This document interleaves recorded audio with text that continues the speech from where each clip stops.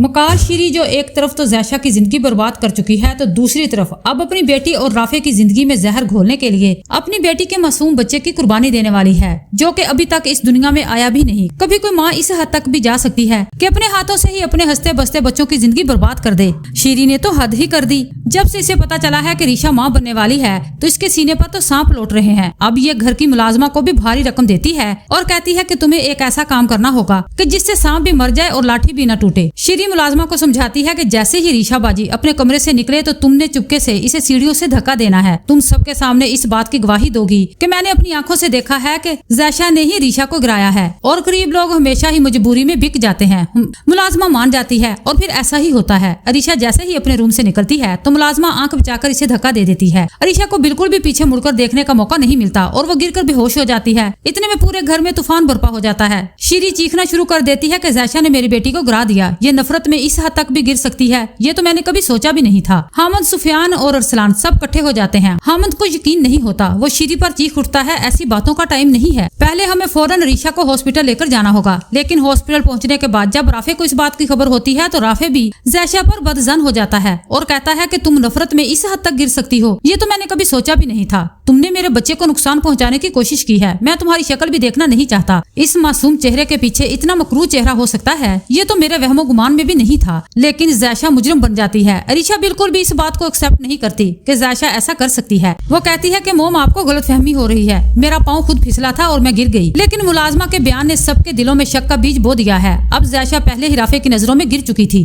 अब इस वाक़े के बाद तो राफे जैशा का दुश्मन बन जाता है। इसे कहता है कि अब इस घर के दरवाजे तुम पर हमेशा हमेशा के लिए बंद हो चुके हैं। और हाँ अरीशा, आज के बाद तुम अपनी माँ के घर नहीं जाओगी। जब तक ये बच्चा दुनिया में नहीं आ जाता तुम बिल्कुल भी घर से नहीं निकलोगी। यही बात शीरी को तड़पा देती है क्योंकि शीरी का मिशन कामयाब होता हुआ नजर नहीं आता। शीरी रीशा को जैन के साथ शादी करने के लिए मजबूर करती है और कहती है कि देखो रीशा, अभी भी वक्त है, संभल जाओ। तुम राफे से डिवोर्स ले लो। जैन अभी भी तुम्हारा मुंतजिर है और जैन खुशी खुशी तुम्हें अपनाने के लिए तैयार है। लेकिन जब ये बात सुनती है रीशा तो इसके पैरों तले से जमीन निकल जाती है कि अम्मी, आप कैसी माँ है, अपनी बेटी का हंसता बसता घर उजाड़ रही है जबकि मैं माँ बनने वाली हूँ। मुझ पर ना सही लेकिन इस आने वाले बच्चे पर ही तरस खाएं। अम्मी, कहीं ये मेरे साथ जो हादसा हुआ था इसके पीछे आपका हाथ तो नहीं है? शीरी चौंक जाती है। तुम पागल तो नहीं हो? मैं तुम्हारी माँ हूँ को डाइन नहीं जो अपनी बेटी को मौत के मुंह में धकेलूंगी। लेकिन कहीं ना कहीं रीशा को अपनी माँ पर शक हो जाता है कि हो ना हो मोम ने मुझे खुद गिराया है। इधर जैशा शीरी से कहती है कि हर दफा आपकी साजिश में नाकाम कर देती हूँ, लेकिन इस दफा तो आप बाजी जीत गई हैं। लेकिन याद रखिएगा, एक ना एक दिन मैं आपका ऐसा भांडा फोड़ूंगी कि सारी जिंदगी याद रखेंगी।